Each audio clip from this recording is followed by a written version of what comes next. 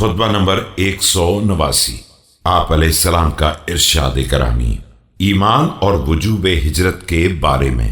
بسم اللہ الرحمن الرحیم۔ ایمان کی قسمیں۔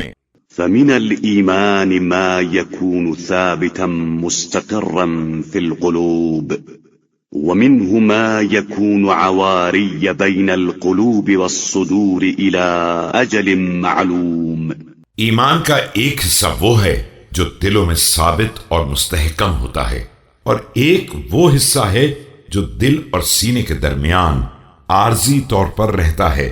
فإذا كانت لكم براءة من أحد فقفوه حتى يحضره الموت فعند ذلك يقع حد البراءة۔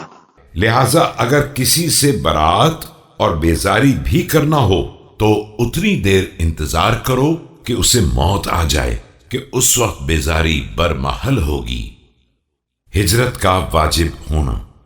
والهجرة قائمة على حدها الأول ما كان لله في أهل الأرض حاجة من مستسر الأمة ومعلنها لا يقع اسم الهجرة على أحد إلا بمعرفة الحجة في الأرض۔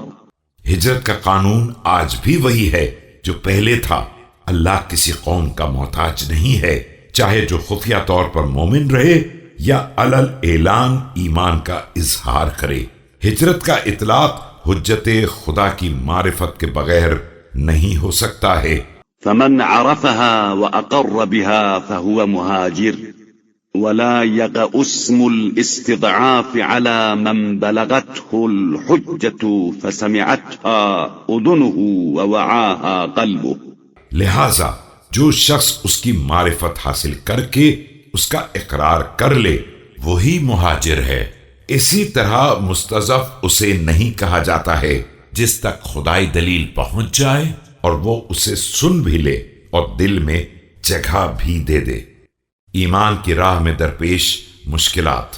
ان امرنا صعب مستصعب لا يحمله الا عبد مؤمن امتحن الله قلبه للإيمان ولا يعي حديثنا إلا صدور أمينة وأحلام رزينة۔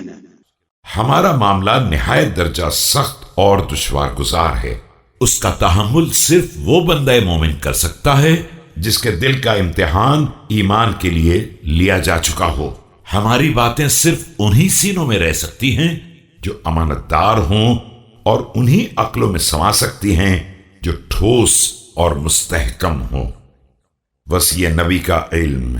أيها الناس سلوني قبل أن تفقدوني فلأنا بطرق السماء أعلم مني بطرق الأرض قبل أن تشغر برجلها فتنة تطأ في خطامها وتذهب بأحلام قومها۔ لوگو جو چاہو مجھ سے دریافت کر لو قبل اس کے کہ مجھے نہ پاؤ۔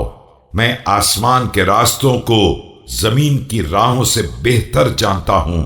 مجھ سے دریافت کر لو قبل اس کے کہ وہ فتنہ اپنے پیر اٹھا لے جو اپنے مہار کو بھی پیروں تلے روندنے والا ہے، اور جس سے قوم کی عقلوں کے زوال کا اندیشہ ہے۔